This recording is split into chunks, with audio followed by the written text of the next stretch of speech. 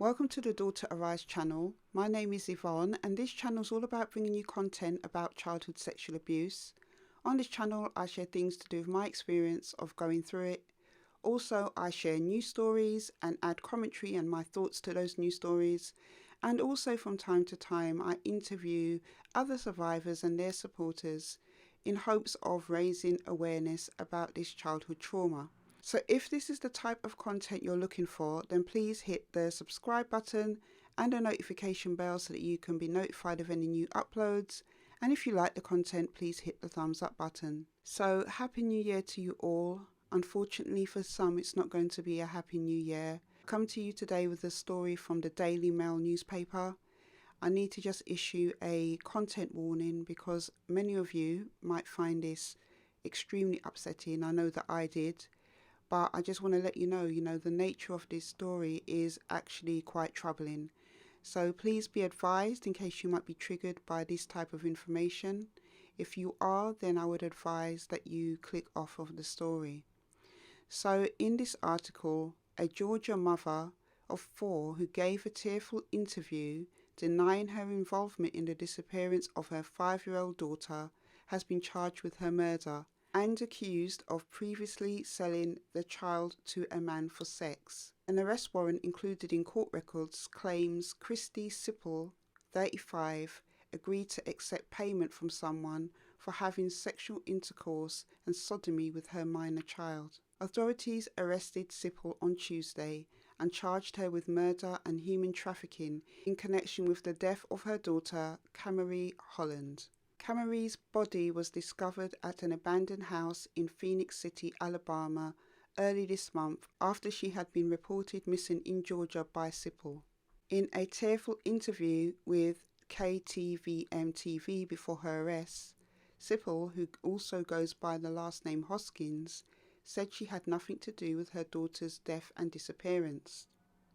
"I am a mummy. I did not have nothing to do with this," Sipple told the station.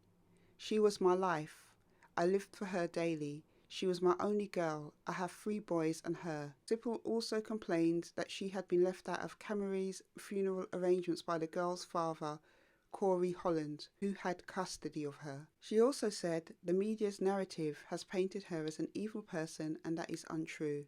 She said, "I am innocent. I had nothing to do with it.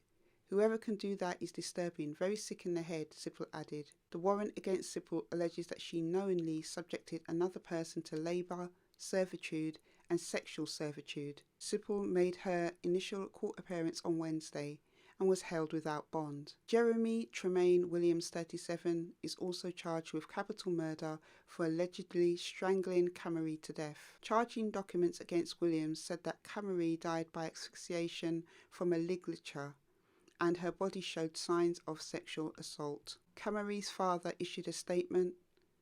"The amount of pain Kirsty has caused by ripping Camry out of our lives will never cease," he stated. "We are glad to see that she has been arrested. We are one step closer to justice for Camry. We hope that justice is served. Christy should receive whatever the maximum penalty she can get. She is a monster." Sipple had told police that she woke up at 5:50 a.m. on December the 13th, that her daughter was gone and the front door of the Columbus, Georgia home was open. Russell County Sheriff Heath Taylor said earlier this month. The girl's body was later found that night at an abandoned home directly across the state border in Alabama. Taylor said that Williams once lived at the home where the girl's body was found. Williams could face additional charges of capital murder during a kidnapping, capital murder during a rape, capital murder during sodomy and production of child pornography. Williams has been charged with child abuse in the past, but was never convicted. A week prior to Camry's death, he pleaded not guilty to slapping his wife in front of a child. Williams was also a suspect in the murder of a 1-year-old boy in Alabama and was accused of lowering a 3-year-old boy into a bowl of boiling water. His defense argued that the boy poured water on himself. Williams was acquitted in 2012. Meanwhile, the girl's mother, Sipple, is scheduled to go on trial in February 2022 in connection with a 2018 charge of chemical endangerment of a child. According to court records, she exposed her unborn baby, not Camry, a different child, to marijuana while she was pregnant. So I really don't know what to say about this story. I just feel totally disgusted that these two despicable human beings could subject a child to such heinous and disgusting abuse. It makes it hard to fathom that a mother could do this to her own child. She is very disturbed, and as a matter of fact, in this story, she described when they were asking her about this disappearance, she described herself when she said the person who did this is sick in the head. Yes, she is right.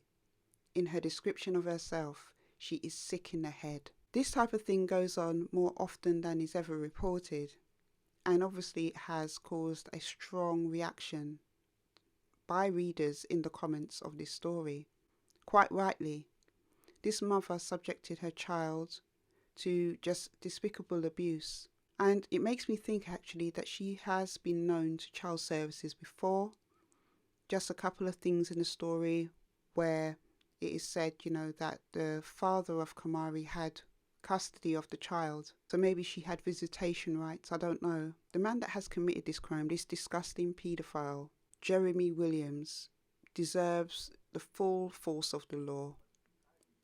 I think he is despicable. He is dangerous to children. And you see, this is the thing. There was probably a chance, maybe a few chances to stop him. His behaviour towards children, just from this article, shows that he is out of control with them. The fact that this mother had this type of man around her children, because obviously in the story the spokesman said that at one time Williams lived in the house with them. He is a danger to society. And this is the thing that it highlights again in this story, as I've said time and time again. A leopard cannot change its spots. Paedophiles don't just stop abusing children. They can't. Because once they've gone over that threshold, once they have let down their inhibitions, that not even children are off limits to them, they cannot stop. That's why you don't see stories every day in the press, or even every month or every 3 months in the press, of paedophiles coming forward and handing themselves in. Of paedophiles willingly coming forward and wanting to make a change. A lot of them are stuck in this disgusting behaviour. They can't just stop. I believe he's probably done it to more children that's even mentioned in this article. He's extremely dangerous and he should never have been around children. Either of them should never have even been around children. But I'm sad that this young girl had to go through such a terrible death. That her mother betrayed her in the worst possible way. And I hope and pray that these two will get the full brunt of the law thrown at them. But yeah, it's past anger in hearing this story. All I can say is rest in peace, Kamari, and I pray that justice is done for you.